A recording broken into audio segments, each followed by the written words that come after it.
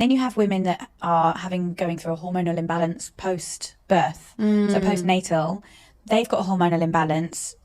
Are they at an age where it could be perimenopausal and postnatal combining? Could it be polycystic ovaries and perimenopause combining? Are we distinguishing the difference? Is there a difference? All the symptoms are kind of similar. Yeah. Lots of people, I think, are overstressed, working very high pressured jobs. So anxiety is a thing anyway. I think there's a lot of pressure in society to be.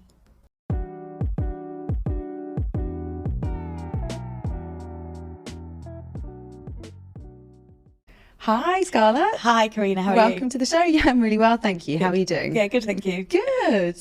I'm really looking forward to our conversation today because, like, as soon as I met you and I heard your story, so we met at a recent event, right? Yeah. Talking about menopause with the amazing Donna Howarth. Yeah. And as soon as I heard all about your story and your journey, I was like, right, this is exactly the kind of person that we need to get on all things identity, because you've got such an inspirational story to share with everyone. Because so if I just summarize who you are now, I mean, you've built an incredible fitness business in Dubai.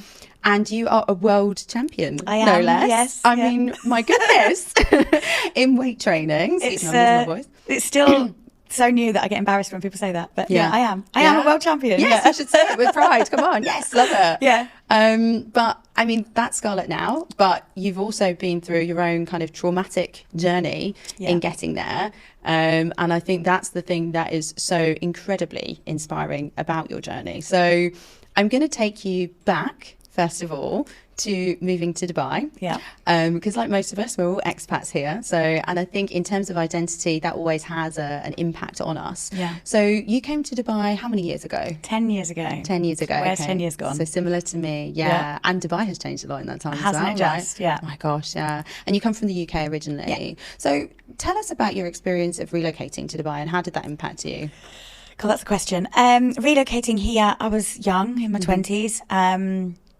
I had no idea what I was coming to. I'd never been to the Middle East. None of my family had ever been to the Middle East. Okay. I was a teacher, primary school teacher. Okay. I was teaching in the UK.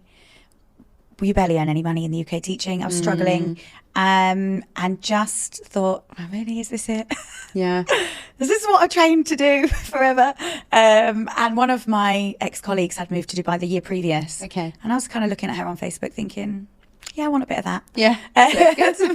So I came out here, as everybody does really, with a 2-year contract, thinking come for 2 years, save some money, go home, mortgage, house, etc. And then you get here and the whole world changes. Your whole mind changes. You just meet people from all corners of the world. Being a teacher, you get a lot of vacation time. So I was very lucky to be able to travel enormous amounts. I've probably traveled to every part of the world on my own, solo traveled, met various people. I loved it. It was scary. Moving here was really scary. I remember landing here, being picked up by the school. They dropped us off we were living in JVC at the time. Okay. And JVC was very underdeveloped 10 years ago. Yeah, JVC was quite different, right? And it was dark and they let us off the bus and they were like, okay, here's your key, bye. Yeah. You're like, I remember thinking, oh, where am I? Shit, what have I done? It's only 2 years, only 2 years. And then, I don't know, maybe like 6 months later, I thought, 2 years is not enough. Yeah. You know? Yeah. Yeah. It takes you a long time to settle. I'd say it took me over a year to settle in here. Definitely. I think my year, and I've spoken about it on the first episode of this podcast, it was definitely probably one of the hardest points of my life, actually. Okay. So I really, really struggled in my first year. And then after that, I started to kind of rebuild. So yeah, I totally get you. Yeah. And then tell us, because I think you started to notice different experiences or different changes, actually, I should say, with regards to health. And also with regards to your body as well. So can you share a little bit about that? Well, I come from a very small village back home. As I said, I was struggling. So I didn't experience much of life. I didn't go out much. I didn't do much. I'm not from a city. So when I came here, it was like a child in a candy store. I was like, oh my God, this is fun. Yeah. And I just completely lived my best life for three to 4 years probably, without tracking the time. Yeah. Traveling, partying, experiencing everything, anything, you name it, you know. And it was about 3-4 years in, I started to grow. Okay. When you say grow, get fat. Okay. Put on a lot of weight. And I knew it. And I had never been I don't know, people might think I'm being hard on myself. I'd never been a petite girl. Even as a young girl, I was a gymnast when I was tiny. And I was always a bit of a stockier, more solid gymnast. Okay. Some gymnasts are like long and lean. Yeah. I was always a bit more of like just a little tank. Okay. Oh. Like you look at pictures, I'm just a solid lump. So I do remember my late teens and early 20s always trying to lose weight. Okay. But I also think that was our generation of media, magazines at the time. So much so. Eat less, you know, skinny chic and all this kind of stuff. Heroin chic was the thing, Cocaine right, in chic, the UK. Kate Moss, all that kind of stuff. Yeah, definitely. So yeah, that's what you're striving to be all the time, and that's just not how I was. Yeah. Then I moved here, and I would say I was average. Okay. Wasn't big, wasn't small, wasn't particularly toned, wasn't fat. Yeah. Just a normal looking, I don't know, size 10, 12 girl. And then as the time went on, I lost a bit, gained a bit, lost a bit, gained a bit more. And it just went like this. Okay. I remember traveling and drinking beer for breakfast because it was cheaper than water. Wow. In Thailand, Vietnam, Cambodia. Yeah. And sometimes as well, the water can actually make you more sick because if it's not clean. Feels like it's safer. So I'll just drink a can of beer. Yeah. Anyway, and it's like my fitness journey. It's the compound of it. It wasn't one holiday that tipped me over the edge. It was years of overdoing it, not sleeping enough, not resting, drinking too much. Yeah. I would say I always ate well. I just have, if anybody watching knows me, I just have an uncontrollable appetite. Okay. I can eat. Even if I'm eating good food, I'll overeat. Yeah. So that was always a bit of a thing. And then I remember just looking in the mirror one day and thinking, how did this happen? Yeah. Like, I'm huge. Yeah, and just thinking, oh my God, shit. It's like I had different glasses on that day or something. And how had I not seen it the day before or the month before? Or I don't know. I just remember sitting there thinking, oh my God, this is awful. Yeah. And it's a conversation I've actually had. I think we're going to maybe like flit in and out of, because all the subjects kind of connect today. Yeah. But about like athletes and body image, because I was a gymnast as a child, all the way through until like early teens, you fuel your training. So I had a big appetite as a child. But my grandma always says, Scarlett always eats well. And so you eat, because I was training 5-6 days a week as a gymnast, like quite an elite level. Yeah. And then when you're 14 and you hit puberty and your hormones change and then you stop training, but your appetite doesn't change. Yeah. So you're eating like you're still training 4-5-6 times a week. You're in puberty, your hormones are wild, you're not moving your body anymore. Yeah. And there's a real thing, and the more I read about it, with girls hitting teenage stage, puberty stage, dropping out of sports and then gaining a lot of weight. Yeah. And then the whole body image thing is starting. And it's like a vicious cycle as well, because if you drop out of sport and you start to gain weight and you're a teenager, you then don't want to pick it back up again, right? Yeah, exactly. Because you're like, oh my God, I don't want to put a PE kit on. I certainly don't want to go swimming. Leotard, leotard and swimming costumes. Yeah. Oh, no way. Yeah. Not when you're getting hairs in your armpits and stuff like that. It's so embarrassing. Oh my gosh. And it's, so women really do have a bit of a tough time of that. I think it our starts bodies really young. change constantly, don't they? And with the hormones and things. I mean, men do as well. I'm not excluding men from this. Obviously, I'm just talking about my experience. So, so that was that. I came back from this holiday. There was a new gym open. I thought, right, okay, I'm going to go and join the gym. I'm not afraid of the gym. I've never really been scared of exercise. I find some gym environments quite intimidating still to today. Okay. But I just went to this. Quite good for us normal people that are not world champions in weightlifting to know, because I think we all get quite intimidated by gyms. There's certain gyms that you walk in and you feel like, I don't want to be here. This is awful. People are too serious for me. I need to leave. Yeah, exactly. So I joined this gym, and the personal trainer who was there did the induction and said, how much do you think you weigh? Have you weighed yourself? Do you want to stand on the scales? Yeah. You know, standard kind of commercial gym induction. Yeah. And I guessed a weight of what I thought it was. And then I stood on the scales and I was about 10 kilos heavier than I thought. That's what I did. Like, oh shit. Yeah. How did this happen? And that's when the whole journey to now kind of switched and changing the lifestyle and things like that. I mean, it wasn't as quite like immediate like that, but yeah, that's where the change happened. I'd noticed I'd gained a lot of weight. I think standing on the scales that day and being 10 kilos more than I had anticipated was shocking. Yeah. It would be, wouldn't it? And I think, but you talked, obviously there was a lifestyle element contributing to that as well. Yeah. But then there was an underlying health issue that was also diagnosed as well. Can you share a little bit about that? Yeah, too? so I wasn't aware at the time. It was 2018, I got diagnosed with polycystic ovaries, PCOS, polycystic ovary syndrome. Yeah. When I got diagnosed with this, I hadn't got a clue what it was, what it meant. The doctor was very vague at telling me it's a hormonal imbalance. Okay. But it's a little bit more than that, isn't it? It's very complex. Very complex. And again, everything I've kind of grasped, I've learned about my own body. It's very frustrating because I feel like I could have done things a lot differently if I'd have had the knowledge. Of course, it's hindsight. It's a wonderful thing. But I'm going back again to teenage Scarlett, where I remember being at high school and having sex ed lessons and being told that we're going to get a period. Somebody showed us how much blood on a little teaspoon that we're going to bleed out, something like that. This is what happens to a tampon when you put it in a cup of water. And they show you that it gets bigger and that's it. It was very geared towards not having a baby. Yes, exactly. Right? Get on contraception as soon as possible. Don't get pregnant. Because I think I don't really fully understand, but maybe there was a bigger issue with teenage pregnancies, especially where I was from. It was a lot of teen girls getting pregnant and going on social housing. It's like getting a free house, getting the government benefits, having the baby young, etc., etc. So it was very much, you can go to the local family planning clinic, take the pill, have an injection, put an implant in your arm. All these things will stop you getting pregnant, and that's what you should do. With no other information about it. And I'm not saying any of them are bad. I think they can be right for the right people for the right reasons, but it was too freely and readily available for me, with little understanding of what it was other than not getting pregnant. That was the only message that I remember being fed. To which point I had an implant in my arm. They last 3 years. You don't have to take anything every day. You don't have to remember to take your pill. So I had one for 3 years. I had it removed. I had another one put in for 3 years. I had it removed. I had another one put in. Wow. Yeah. So we're talking 9 years on this synthetic. It's a synthetic progesterone hormone going into your body. And when I was diagnosed with polycystic ovaries and I was really fat, I went to the doctors. The first thing I wanted to do was remove my implant. So I went to the doctors and asked them to remove it. Obviously I had to pay for this procedure myself. Fine. So they just slice a tiny little hole in your arm and they pop it out. It's like the size of a hair grip, made of plastic, and they just push under the skin and it comes out of the hole.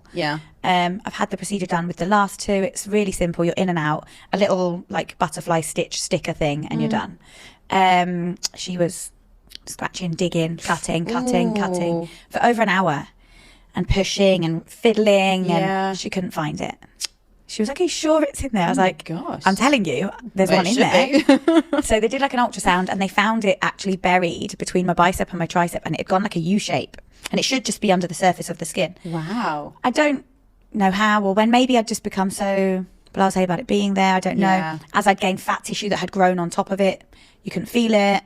But again, that should be something that there was no checkups on it. Yeah, exactly. Either there's a checkup or there's some kind of advice when you like take it and they say, these are the risks if you gain any kind of weight. This is what might happen to it, I think I knew 9 years prior to that you could gain weight, but because the first two I didn't really gain weight with them. Okay.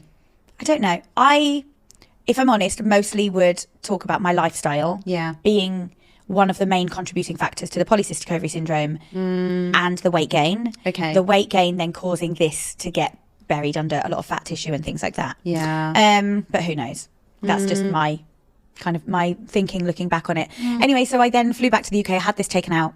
And so the fitness journey began, kind of thing there. I tried every fad diet under the sun during this 6 to 9 months trying to lose weight, and I would lose 6 kilos, gain 8, lose 5 kilos, gain 10. It was like this for 6 to 9 months, and I have so much willpower. Again, people that know me would know that I am relentlessly stubborn. When I have my mind on something, like I was going to lose this weight, even if it killed me. And so I would find a diet and stick to it, and then it would be like a school holiday, like a midterm break, and I would go away, eat, drink, party, not sleep, and it was the lifestyle thing again, and I would come back having gained all the weight that I lost. Then I can lose weight really fast because I'm disciplined enough to follow something. I can gain weight equally as fast because I cannot stop eating. I guess so. You had so there's still the lifestyle issue, or not issue, but there's that habit of going back into the lifestyle that doesn't help your weight, but then there's also the PCOS as well contributing to that, which I still didn't really understand at that stage. And I was going to say, because a lot of the listeners will tune into this because either they've got PCOS or they know someone who's got PCOS.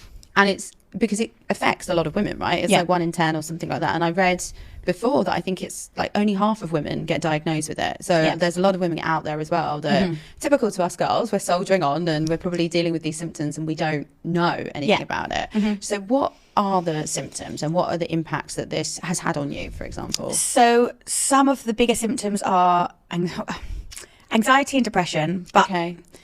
I kind of hesitate at talking about this because I think, this is personal opinion, I do think in today's age, we throw these things out almost too freely. Yeah.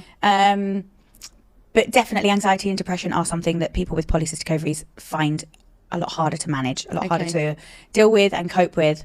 Hairs on your face. Oh, wow. So like black hairs around. I mean, I actually don't suffer with that so bad. Okay. But you can, some women almost grow a beard. Yeah. Not that bad, but you can get really, some women who suffer really badly with it get really bad hair under the face. They call it a moon face, where you get like quite swollen and puffy. I would say I definitely had this. Wow. When I look back at pictures now, I say I was fat. I don't think I look fat in the pictures. I look swollen, like a balloon. It's like somebody pumped a load of water into my body and I just swelled up. My face was huge. Yeah. To the point my eyes were like Yeah. tiny little eyes, and my gosh. cheeks were huge. It's all image related as well. Yeah. Which actually, you know, contributes massively to anxiety, Body and depression, confidence. and, you know, things Yeah. like that. Exactly. Yeah. So I can see Hair how all of thinning, it is so connected. Brittle nails. Yeah. And now, as my journey's progressed on professionally, these symptoms really cross over with perimenopausal symptoms. Yes. Yeah. Anxiety, Which is depression, how we were having this conversation. thinning hair. Yeah. Yeah. And so I do work a lot in the menopause industry, the perimenopause industry, and I'm a real big advocate for people being aware of what the symptoms are and are very aware that perimenopause doesn't just happen when you're 50. Yeah. It's not something that we can keep ignoring until we're in our 50s. And as you're saying, polycystic ovaries is quite a common thing. And then you have women that are going through a hormonal imbalance post-birth, so postnatal. They've got a hormonal imbalance. Are they at an age where it could be perimenopausal and postnatal combining? Could it be polycystic ovaries and perimenopause combining? Yeah. Are we distinguishing the difference? Is there a difference? All the symptoms It's are quite kind hard of to diagnose similar. anything. Yeah. Lots of people, I think, are overstressed, working very high pressure jobs. So anxiety is a thing anyway. I think there's a lot of pressure in society to be, especially here in Dubai, maybe more so, to be doing a lot. Yeah. And constantly being a high achiever. And this can put like a subconscious anxiety. Again, I'm speaking for myself, but I know I'm a high achiever, always wanting to do better, always wanting to break the next barrier and be the best you. Yeah. God, I hate that saying. Yeah. Yeah, but Because I am the understand best completely what me, but mean. you always Yeah. are striving for more. Yeah. So that can put like an anxiety on you as well. So what I'm saying is the symptoms of polycystic ovaries, people can just pass them off as like, yeah, but I'm just stressed, I'm just tired. Yeah. Fatigue. Oh my God, the fatigue that you get Really? is extreme. Okay. You just get so much more tired than other people. So I was a primary school teacher and the children would leave at like 2:30. I mean, teaching is a hard job. And there's Yeah. actually a scientific research study that says teachers make more decisions minute by minute than brain surgeons. Wow. So when a brain surgeon is doing his job, he's obviously operating on one person with a team of people around him to help. Yeah. I say him, I mean, it could be a woman. And then whereas a teacher has 27 to 30 children in front of her, emails dinging, presentations to deliver. Yeah. In what other job also do you know somebody who makes a presentation from 7 till 8, 8 till 9, 9 till 10, has a 10-minute break, 10 past 10 to 10 past 11, 10 past 11 to 10 past 12, have a 20-minute break for the quick toilet and eat your dinner, if you're lucky, check some emails. Yeah. Another one from 12:30 to 1:30, 1:30 to 2:30. You open the door, you send all the children home to their parents, you shut the door, and I would be like, Yeah. oh my God. I mean, lots of teachers get tired, but I remember then we would go to meetings and I would sit in a meeting and I would just be, I just Wow. couldn't keep my eyes open. I couldn't function. And then it's the case of now I've got to go to the gym because I'm overweight. And this is all, wait, you're how old at this time? Just remind us. 28. 28 Yeah. as well. Yeah. So I shouldn't be that tired at 28. No. I mean, come on. It's No. not normal. Other symptoms, you can get cysts on your ovaries that are really painful. Okay. Did you Irreg- have that? I don't think so. No, I know people that okay. have really suffered, so I don't want to Yeah. say that, you know, irregular periods. Okay. So definitely when I had my implant removed, it took a very long time for me to find a regular routine with my periods. Okay. So I'm a big advocate for tracking your periods. I talk about it all the time on my social media. Just tracking so that you're aware of your own body and your own patterns. And then like mood mapping along with your periods. For me, it's like performance mapping as my sporting performance. Okay. Along with my periods, do I find that I struggle at certain times? Yeah. And if so, there's kind of nothing you can do about it. And I wouldn't do anything differently. Yeah. But it helps you with your mindset. So if you go into the gym and you're like, oh, this is a tough. shit session. Yeah. And then you can think, yeah, well, just take my period app. Okay, cool. It's not like an excuse, and it doesn't mean I'm not going to go and train. It doesn't mean I'm not going to try hard.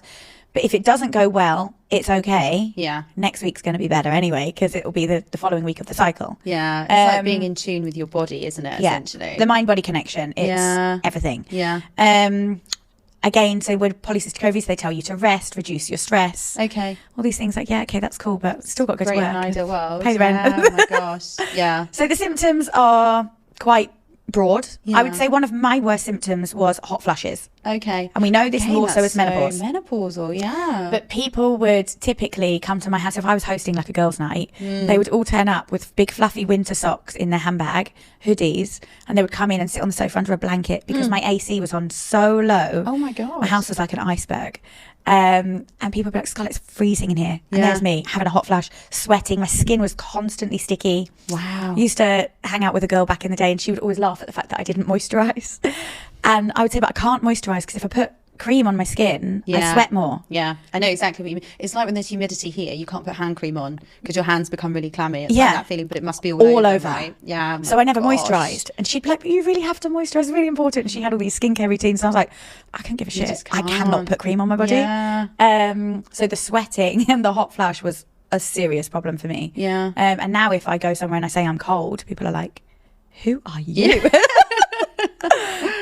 So yeah, again, the crossover with the menopause is it's really blurry. I think, and I guess that leads me on to another topic that I obviously want to talk to you about, and it's a particularly hard one, and that's the other impact that it has, which is on your fertility as well. And I guess obviously it has that level of impact on fertility because it's so closely connected, is what I'm assuming, to menopause. Can you share with us a little bit about your experience with regards to what you know in terms of your fertility? So obviously I'm not a doctor, just a little disclaimer, but I am talking through my own personal journey. So I was diagnosed with polycystic ovaries 8 years ago, 7 years ago, can't remember. And through my own reading and my own understanding, found out that it can cause issues with fertility and getting pregnant. Okay. So resolving my symptoms, one, to make my lifestyle better and make my day-to-day life better, was really important. But I did want to have children, don't know how to say that. And so I wanted to make sure my hormones were as balanced as possible so that I could make this process easy at the time. From there, the fitness journey and everything else, I went probably from overweight and not having a period to, over a course of 2 years, underweight and not having a period. And in the middle, regaining my period and having regular cycles, probably really healthy. Got hooked up in the fitness thing, the bodybuilding world, the aesthetic side of things, where I obviously really enjoyed seeing my body changing for the better. We're all human. We all want to look good, right? It feels nice. It can be quite addictive as well, that feeling. It's very addictive. And so as I started seeing my body changing, I was like, oh my God, this is great. And I obviously took it to the extreme. I'm very proud of what I achieved with my physique. I think it's amazing. I think not many people ever realize how far they can push their body in these ways. But everything comes at a cost, right? So I took it really far that way. Lost my period again. I would do bikini shows, wellness shows and things like that. When I got to stage time, I would lose my period for a month to 3 months, I think maybe 4 months at the most. Then it would come back and I would eat and gain some weight in the off season, or whatever you want to call it. The rebound, I suffered really bad with the rebound, so getting really lean for stage, then overeating and binging, bouncing up, gaining loads of weight again. But then my period would come back and I would manage it and it'd be fine. So there was this cycle. Then I moved into the sport that I'm in now, strongwoman, where it's not about aesthetics. So you can have a little bit more weight on you and not worry that you have to go on stage with a six-pack and stuff like this. So I felt that I was much healthier and I was gaining weight. And then recently my personal life situation has changed.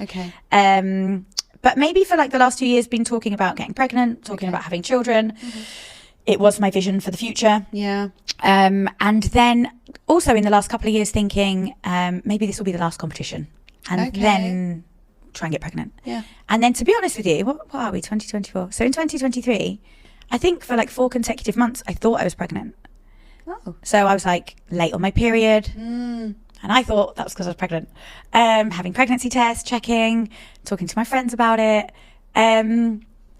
I mean, my life has taken a different turn, so it is what it is.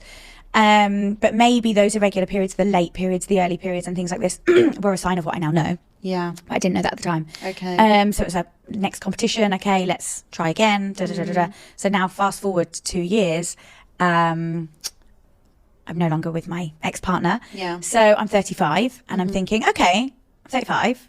It's probably time to look at freezing my eggs, getting on a bit. Yeah. And this is something I don't think is spoken about enough, is that one day you just wake up and think, shit, I'm getting old. Yeah. Yeah. And I'm not old. I don't feel old. I'm 35. But in terms of our fertility, it's old. Yeah. And some women will say, no, it's not. You've got loads of time. I had a baby when I was 42. And you're like, cool. Yeah. Another woman will say, a 42-year-old woman will say, Scarlett, I've been trying with IVF for the last 5 years. We've spent thousands on it. Please go and freeze your eggs. And so you can't just listen to one very fortunate woman who says, yeah, well, I got pregnant at 42 and everything was fine. And somebody else who is in the fortunate position to have the money to spend on IVF, because not everybody has that option either. It's very expensive. So I started looking into these things and I went to the fertility clinic. And so I had my AMH levels tested, amongst some other hormones that they check to test your fertility. Yeah. The reason I did this is to look into freezing my eggs. Something that I think women of my mum's generation, that probably wasn't an option. No. Here in Dubai, it's very readily available. It's probably more readily available to us here than it is in the UK. Probably, yeah. Maybe even more so like the US. And you know, I think we're very fortunate here to have these options. I went to several different clinics. I met with several different doctors and specialists, had these tests done and got the results, and it wasn't looking great, to be fair. My ovarian reserve count was really low. I kind of wasn't surprised with the polycystic ovaries, with the hormonal imbalance, but maybe I thought maybe it wouldn't have been that low. I don't know. I shrugged it off anyway. Another competition coming up. Yeah. So I kind of just focus on the next competition. And they said to me at the clinic, we recommend if you're going to go through with freezing eggs, you do it this year. Okay. I was like, okay, fine. So this was last year, was it? This year. Oh, it was this year. Okay. And then we spoke about the procedure. So again, for the listeners, I don't know if many people know the procedure. They basically will give you injections for 12 days before your ovulation. And the injections are progesterone, and they help your ovaries to multiply the amount of eggs available, ready for the retrieval process of taking the eggs out and freezing them. So it can basically, because you normally only release one egg every month, and this is forcing you to create more readily available eggs for retrieval, can make your ovaries swell. So I had to talk to them about what I do in terms of my lifting, my fitness. What I do is not normal. I'm not a power lifter where the equipment doesn't necessarily touch my body. I showed you videos earlier. I'm lifting concrete stones. Frightening, by the way. Like, I mean, I'm bruised and I'm damaged from what I do. It's in contact with I mean, it doesn't hurt me internally. But if I was going through this procedure, would there be risks? So I had to explain to them what I do. They said, we recommend you take a month off, because then you have the procedure and then you have the recovery. Like, it's under general anaesthetic. It's quite intrusive, quite invasive procedure. It's actually good that they told you that as well, because it's like the start of I had to IVF, ask. isn't it? Yes, it is the start of IVF. I think, like, when I've spoken to people about IVF as well, they don't really know just how much of a toll it's going to take on them. Yes, really I think it's one of those things that often when you get into it, you realise, and everybody has a different reaction as well, right? Yeah. So, okay. So taking a month off, I'm like, right, okay, well, been on this fitness journey for like 7 years. And I've qualified to a few different competitions this year that are the top of what I've ever achieved. The pinnacle of what you can do, maybe you'd call it. I don't know. Maybe it matters to some people. Other people think it's irrelevant anyway in the grand scheme of life, whatever. I've worked really hard and I've qualified to these competitions and I want to go and do them. Amongst me saying that my life has changed this year anyway in my personal life, I guess I kind of lent more into my training and more into my competing, because you just lean into what you do, right? If you were an artist, maybe you'd paint more. If you were a songwriter, you'd probably sing and play your guitar more. I don't know. What I do is what I do, and I did it more often because I was leaning into myself through a difficult time. So I said, okay, well, I can't take a month off because I've got this competition, and then I've got another competition. And I'm laughing because I know I've spoken to friends and family about this, and I know people are like, well, priorities and things like that. Fine, whatever. You make decisions as you go through life with the information that you have at the time. Yeah, of course. And the support you have at the time. And the financial means that you have at the time. Yes. Okay. Yeah, which is another really big point, actually. You can look back on this in 5 years' time and think, I should have, I would have, I could have. But remember where you were at that time, and you did the best you could at that time. Yeah. And I will always be at peace with that. So that's fine.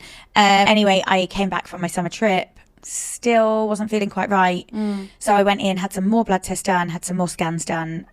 some more checks done.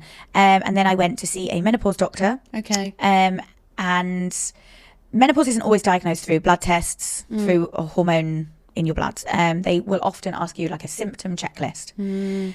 There's over 80 symptoms of menopause. Yes. Some women have none. Yeah. I've had clients in their 50s and I've said, do you mind me asking, are you on HRT or anything? And one woman in her 50s said, what's HRT? And I was like, wow. Oh my God. Okay. So we spoke about it. We spoke about menopause. She was like, oh, just thought I was just getting on with life. Yeah. Absolute. Again, it's rock women, star. isn't it? We just get on with these things. But some women suffer with it harder than others. Other Yeah, women that's might so listen to this and true. think, oh, well, lucky her, because I'm suffering with all 80 of the symptoms, you know? Yeah. And so every single woman is different and you can't judge one by the other. Yeah. And one story by the other. And everybody's life has different pressures and different stresses and things like that. And people exercise differently, and muscle mass is so important in that. So we kind of So link all the stories important. together, Yeah, but of we'll course. get there in the end anyway. So I went in and did this symptom checklist with the doctor, and she was like, oh, okay. And then I've had all these blood tests done at other places throughout the year. With polycystic ovaries, you typically expect somebody to have higher testosterone than normal for a Okay. woman. Okay. So women do have testosterone. Let's clear that up. Yeah. Because that's my mum. I don't think women know recently that, just found out that typically. she has testosterone. Yeah. Bless my mum, love her. I always talk about her when I do things like this. But again, it's because past generations haven't been educated. Weren't on educated. this, They right? didn't have the knowledge. Yeah. So women do have testosterone, although very, very, very little, like a fraction of the amount as men. Testosterone in a woman's body, it's going to help you manage the stresses of daily life. Yeah. And typically that's why they say men deal with stress better than women. Okay. Because they have more testosterone.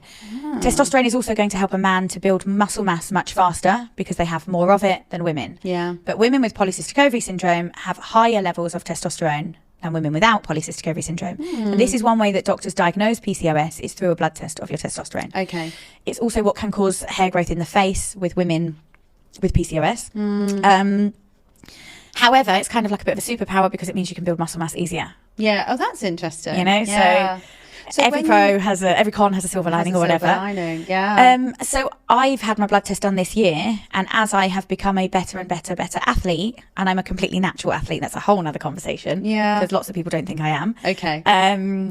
Because it's mind-blowing the journey that I've been on and how I've got there this fast and things like that. Yeah. But I've spent 7 years trying to balance my hormones.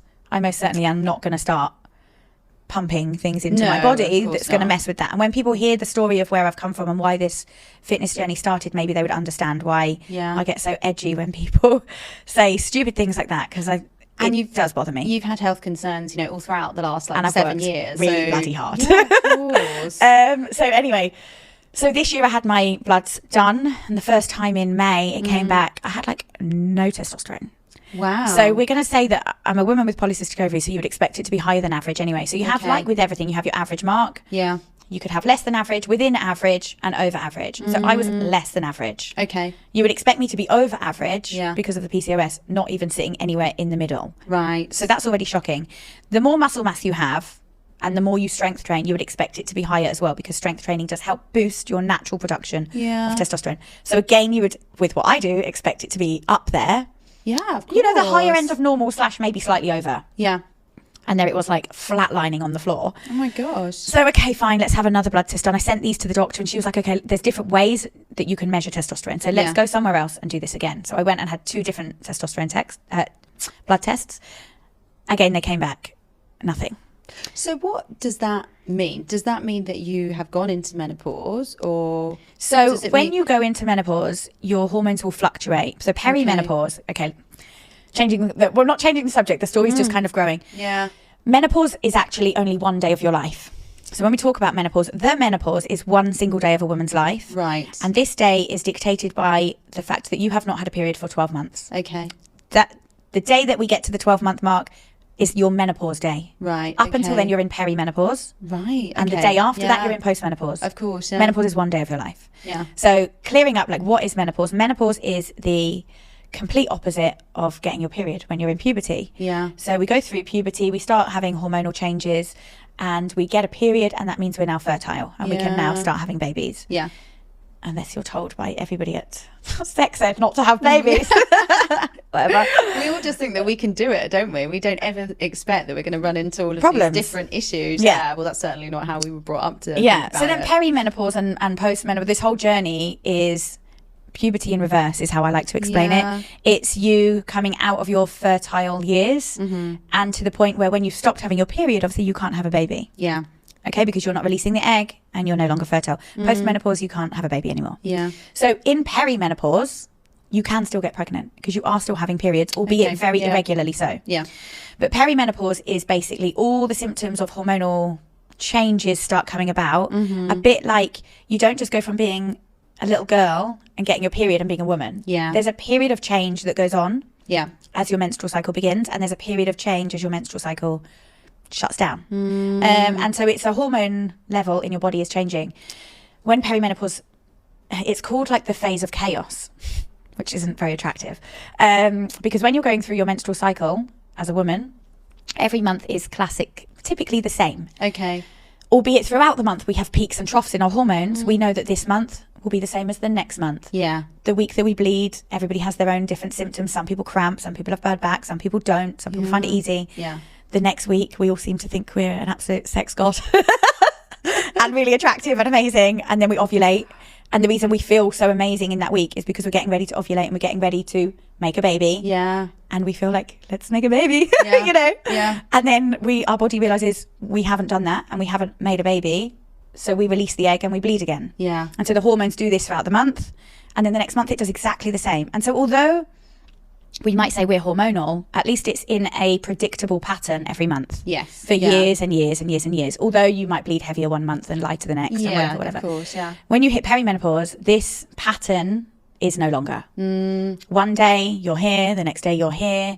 1 month you have a 2-day period, the next month you might have 5 periods in 2 weeks. Yeah.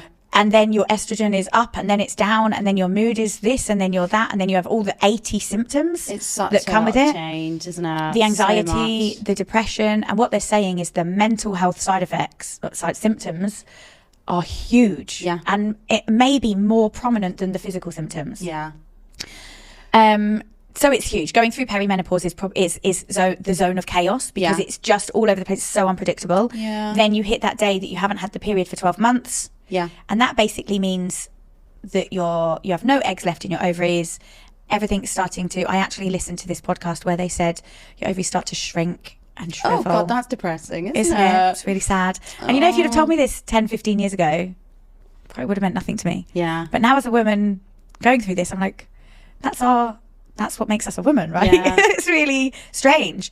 But then it's not all like doom and gloom. I've spoken to many women who say once they hit that menopause and postmenopause phase, it's like the biggest sigh of relief. Because you've gone through all of that, like you say, that chaos, that havoc. Yeah. You know, when you have your 2 days before your period and you think, I'm really moody, I'm angry, I'm irritable, you're snapping, everyone, you're tired, all these horrible symptoms. And then your period comes and you go, oh, that's why. Yeah. And we do it every month, And even though we know it's coming. So it's like that for 10 years, basically. We And have then that you 10-year hit- build up, and then we have that sense of relief. Yeah. And then you hit postmenopause and they say, and then you go, oh, it's all over. I think, Yeah.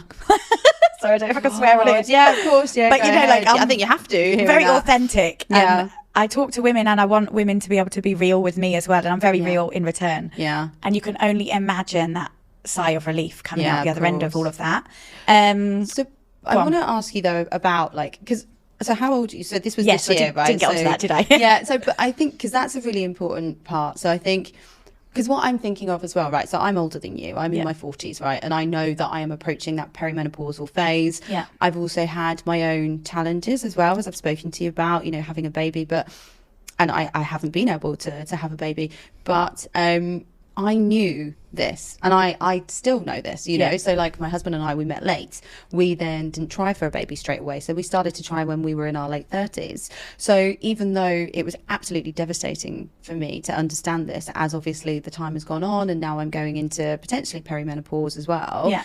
It's horrible for me to realize this, but at least I understand that I'm at the age where it's kind of, okay, I sort of know. Maybe expected. Yeah. Yeah. So for you, going through it at a younger age, Yeah.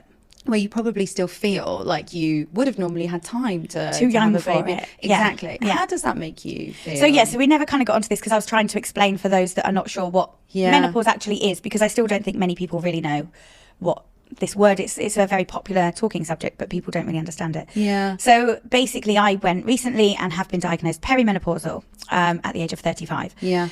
This is more common than you'd realise. Okay. So the typical age for going into menopause, that one day of your life, is age 52. That's the average age. We know the average. There's always going to be people that do it later, and there's always people that go through it earlier. Yeah. We also know that perimenopause can last 10 years before that one day. Okay. So perimenopause, on average, can start at the age of 42. Right. Okay. But if you hit menopause earlier than 52, your 10 years are going to start earlier than 42. yeah, of course. Right? Yeah. So they do say that if you go into perimenopause younger than the age of 40, it's classified as early onset menopause. Okay. And actually, the statistics on this are that 1 in 100 women, that's not that rare, That's actually, yeah, I was go going to through say. menopause earlier than 40. But you still- Perimenopause earlier than 40. You still don't expect it to happen No. to you. Even hearing that stat, Yeah. it's actually, it sounds like it is more common, but Yeah. still you think, oh, I'm sure I'm going to be in the Yeah. 99, or I hope I'm going to be in the 99. I think without so- checking, it's like 1 in 1,000 Yeah. before the age of 30. Okay. And I still don't think that number's that wild. Yeah. That's scary. Yeah. And then it's like another stat for people going through it before the age of 20. Yeah.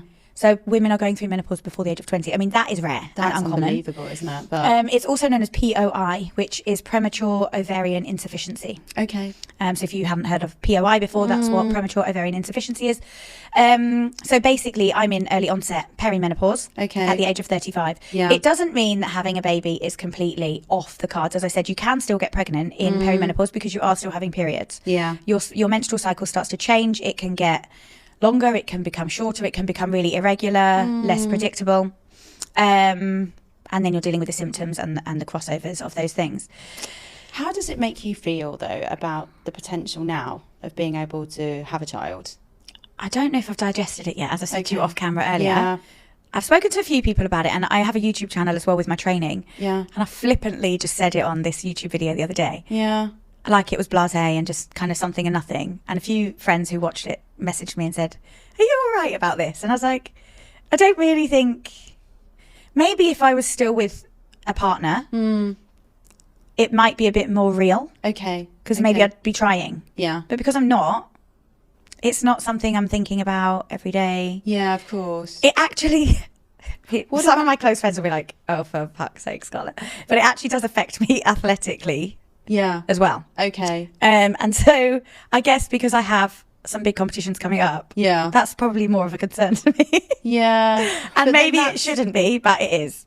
But I guess, and I know what you mean, because I will easily distract myself from something if Yeah. I can, or I have certainly in the past. Yeah. Right? I've been the queen of suppression, Yeah. basically. Yeah. I don't do it so much now because I know that It's not healthy. It's not healthy, Yeah. exactly. But what happens, say if you meet Mr. Right in a year's time, Yeah. and you start to process it, Yeah. how do you feel about Potentially not being able to have a child. exactly. I don't know. There's other ways, Yeah. as we've discussed off camera. You don't have to biologically have your own child. Yeah. It's not even a complete no. So basically, with my diagnosis of early onset perimenopause, I have been prescribed HRT. Okay. It's actually, obviously, with times and with science and things like that, developed enormously.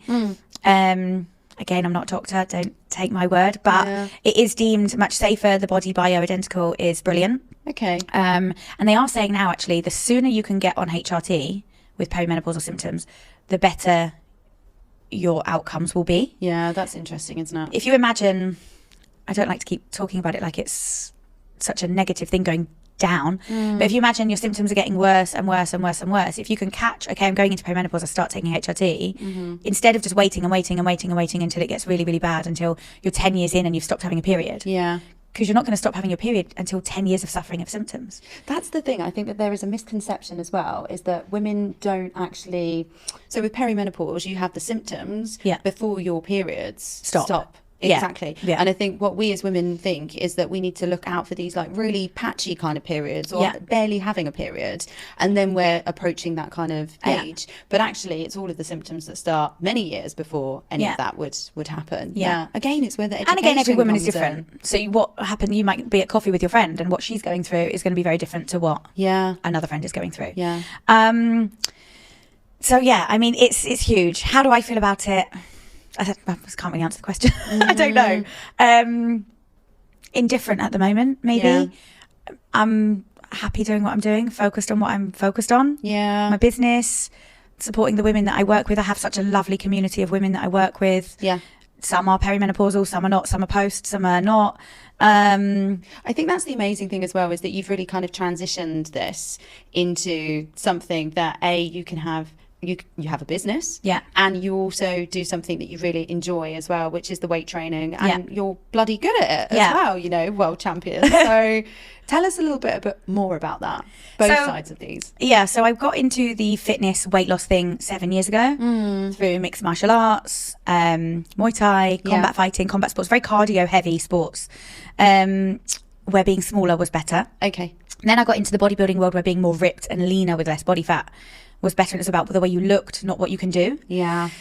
And as I've evolved as a person, I'm now involved in a sport called strongman, although I'm a woman. Oh, interesting. Strongman. Okay. You might have seen it on TV or heard of it, The World's Strongest Man. Yeah. It started many years ago as a TV entertainment show where freakishly big men would come and lift stones, rocks, cars, pull boats out of water, and do weird stuff, like circusy kind of acts, as an entertainment form. And it's now developed actually into a very athletic sport where there's weight classes and weight categories for men and for women. Yeah. So the women's side of the sport is growing. As always, it's always a little bit behind. And so I am a lightweight strong woman. Okay. So I compete in the under 64 kilo category, which means before competition, my body weight has to be 64 kilos. So although it's not about what you look like, I do have to still be very cautious of my body weight. Okay. And then I compete against other girls who also weigh 64 kilos. They might be taller and leaner, or, you know, I typically am one of the smaller girls. Can I ask you a question about that, actually? Because I find this quite fascinating about the fitness industry, I think, in general. Yeah. But how do you feel, as somebody who's fluctuated as well in terms of your own weights, and then competing, and, you know, because not that it's about body, but you know, you do wear small outfits and things like that. How do you feel about the whole body image piece in what you do? I'm more at peace with my body image now than I've ever been in my whole life. Okay, yeah. I wouldn't say as an athlete that it's the best physique I've ever had. I would say, I mean, some people disagree with me. Some people think when I was at my leanest bodybuilding on stage in a bikini that I just looked sick, like ill. Right. Friends and family say, yeah, we didn't like it when you looked like that. It was horrible. Wow. And they think I look healthy and well now. Yeah. And you do. Yeah, and I do, and I agree. But obviously I look back at pictures and I think that is so cool. I did that. Yeah. But yeah, I don't think it's healthy to live like that all the time. And I'm very much at peace with my body image, more so than ever before. And the whole wear small outfits and things like that. In Strong Woman, there's no pressure to wear small outfits. We're not on stage in a bikini. Okay. In fact, when I compete, I wear black leggings. And in a Strong Woman competition, they always give you a T-shirt to compete in. Okay. And it'll have all the sponsors and all the logos on it. It might have your name on the back, your country flag on the back. But it's a normal T-shirt. So it's quite conservative, really. It's very conservative. Yeah, in comparison. Actually, you're not showing anything. It's not a volleyball where you're wearing like little beach knickers or swimming or gymnastics, anything like that. You're very covered. Yeah. And it's very much focused on what your body can do and not what your body looks like. Okay. And I am all about that. Yeah, of course. It's amazing. Yeah. And your body can do so much more than you would ever believe your body can do. And I'm going to show you because you're going to come to the gym. Yes, I know. And that's going to be an additional segment that we're going to have at the very end of this, where you're going to take me to the gym. And I've already seen pictures of some of the weights you lift. So I'm already feeling intimidated, and I haven't even walked in the gym. So you'll be fine. Yeah, well, you say I'll that. hold your hand. We'll see. Just don't let me break a nail and we'll be absolutely fine. I just want to ask you one final question as well. In terms of what you do with your clients, the transformation, if you had to give me it in 3 sentences, what is that transformation that you deliver with your clients? Okay, I'm going to say this, and it might sound cheesy, but I've been told this by clients. I would say the transformation you get from training in the way that I train or train and coach, is completely life-changing. Okay. And I have been told this by my clients. I've been told by clients that I've literally saved them mentally saved them. So all areas of fitness are involved in what we do. It's very different to bodybuilding style training where you might be focused on one muscle group at a time. This is full body. Yeah. It's also amazing for your cognitive function. Okay. So another thing as we age is that a bit further on down the journey, we lose cognitive function. And this is another thing with menopause and the lack of estrogen is the way our brain works. Alzheimer's, dementia and things like that. And the skills that we do, they are high level skills. There's they're very complex, and you have to break them down and have hand-eye coordination and be thinking and engaging your mind to your body connection. So coming back to answer your question, I would say it's completely life-changing. So would you say mentally, physically? Yeah, I was going to say it's the therapy mindset and the physical aspect, isn't it? And people that are going through anxiety, depression, life-changing moments, I think it gives them structure, routine, sense of achievement, confidence, all these things, not necessarily just from looking in the mirror and what they see looking back at them. Yeah. And it's so important, I think, for if someone's going to go through that level of physical change, to be able to go through the mindset change as well. We've spoken about this off camera. I think it's tremendous, the way you've shown a level of courage, conviction, to be able to take something, you know, you were experiencing your own, you know, challenges around your image, your weight changes, the PCOS, everything that's come with that, your, you know, discovery of early menopause, but all the time you're channeling this into two passions, one of which is a passion of your own, which is the weight training and, you know, your competitions and everything like that. And then the work that you're doing with your clients as well, you know. So I think it's hats off to you. This is what I love about this show, is being able to showcase these kind of stories of real hope and inspiration. Finally, how can people continue to follow your businesses and follow your journey as well? So I post an awful lot on Instagram of my training and my clients' progress as well. Actually, a lot of my clients have fans on my page. So my Instagram is With Purpose by Scarlett. My business is With Purpose. It all came from finding purpose in sport and finding purpose in what I do. Eating with purpose, moving with purpose, thinking and living with more purpose. I'm also on YouTube at With Purpose by Scarlett. And the YouTube kind of follows my journey into competitions, my prep, the struggles, the fact that people always say, how are you so motivated? Well, watch the YouTube and you'll see that I'm not. And I turn up even on days that I don't want to be there, because it's part of your routine, it's part of your habit stacking. And this is where your mindset comes into things. And so Instagram, YouTube, and there's links and things there into other channels on Spotify, my website, and things like that. Amazing. Thank you. Oh, thank you. I know everyone's going to continue to follow your journey as well. I think people are just going to love to see that realness. And speaking of which, I'm going to see you next in the gym. Yes, you are. Thanks, Scarlett. See you soon. See you.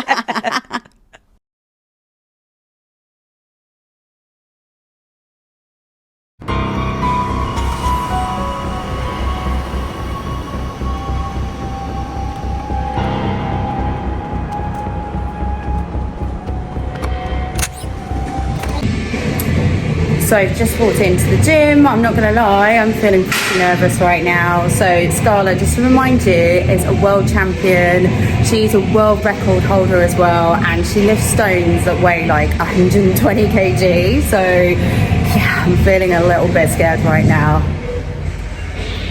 What's that?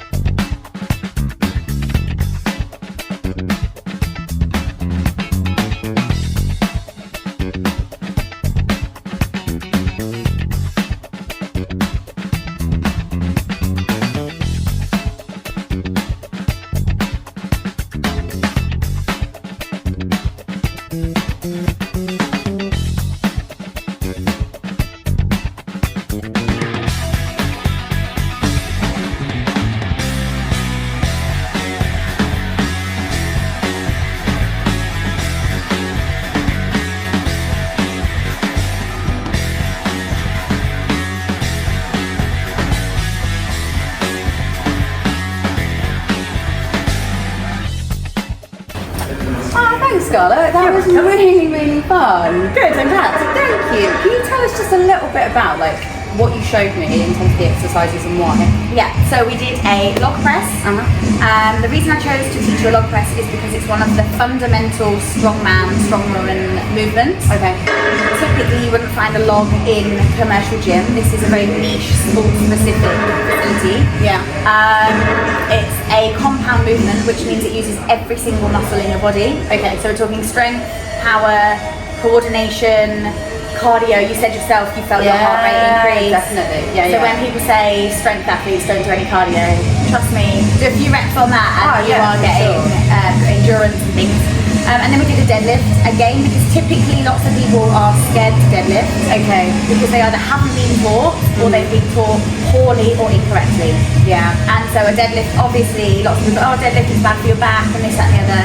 But if you are taught well and you increase your load with progression and safely under the supervision of somebody that knows what they're doing, it's actually a very safe thing to do. Again, it's a compound movement that uses your full body, incorporating your breathing, and it's almost, I would say, a form of meditation in the sense that you're so focused on what you're doing. So true. You have to block out everything else that comes into your mind. So you imagine you have a really busy, stressful job. Yeah. You have 1 hour in the gym, and you want to get the most bang for your buck in that hour. Yeah. You want a full body workout in the hour. If you did 20 minutes, like a warm up, some stretching, mobility, 20 minutes on a log, 20 minutes deadlifting, and a cool down and some core work. Yeah. The log and the deadlift in the hour are going to get every single part of your body. You're not going to be able to think about anything at work, anything at home. You're so focused on what you're doing. So for me, they are like the two most fundamental strength exercises that I do with every single one of my clients, no matter age, ability, lack of ability, disability. Yeah. It doesn't matter. Okay. Amazing. Yeah. You did great, really, right? Really fun. Yeah. And you said at the end of the log, you were like, I can't believe I did that. That was just so good. Yeah. I think your teaching is really, really methodical as well, and you break it down into chunks that makes it really, really digestible. So thank you.